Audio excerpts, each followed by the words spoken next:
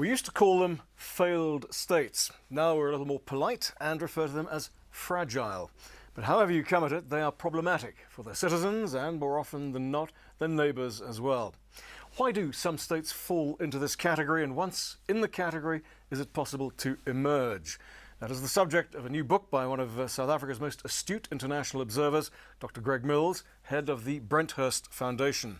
The book is called Why States Recover.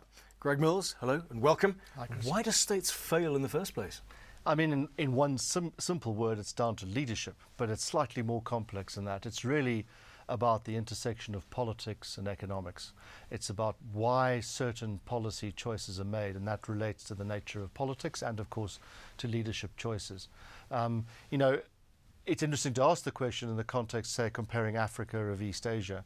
There are many countries in East Asia which have all the physical conditions which you'd think would lend themselves to failure. Think of Vietnam, 3 million dead, a long discontiguous country, 54 different languages and ethnic groups, 1,000 years of colonial history with the Chinese, 70 with the French, a violent interlude with the Japanese, then of course these wars with America and France, and yet they grow at 8–9%. Why do they do that? They do that because fundamentally their leadership is committed to popular welfare, and they have the right sorts of policies in place to enable people to get a stake in growth and a stake in stability. You're suggesting that Africa's leadership doesn't have that commitment? I don't think they have that commitment absent democracy. And that's what we've learnt over the last 50 years. It's very clear, the econometric evidence is very clear that democracies, particularly in Africa, and particularly democracies of a long duration, grow better, grow faster, and for more sustained periods than those which are not democratic. And particularly if you contrast democratic governments with military regimes. Any government that's had a military regime, any country that's had a military regime, has grown at a much lower rate and has a much lower average per capita GDP, interestingly enough. If the evidence is so clear, why is it ignored?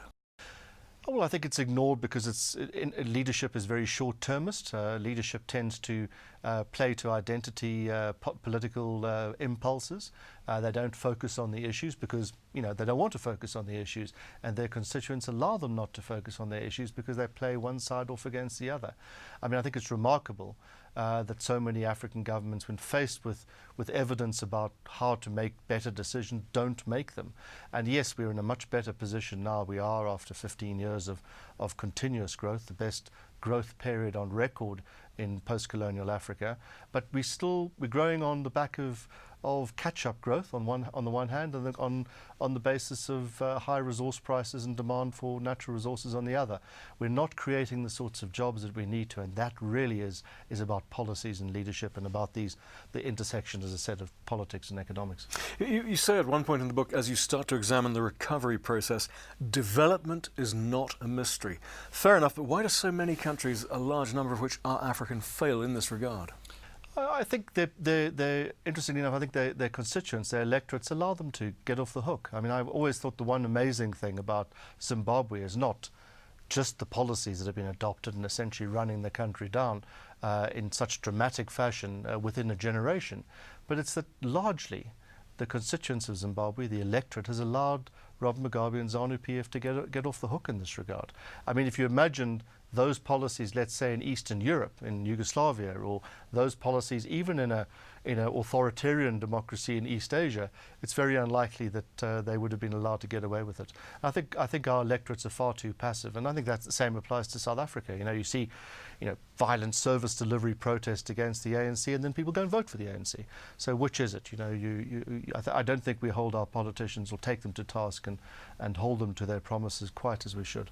So, which states then have emerged, have pulled themselves up by their bootstraps? What are they getting right?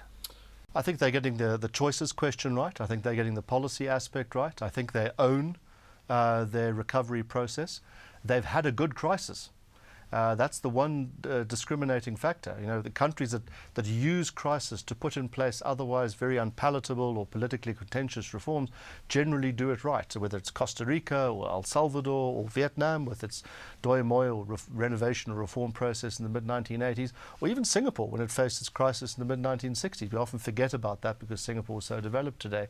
They have a good crisis, and they use this as an opportunity to put in place generational, far-reaching reform.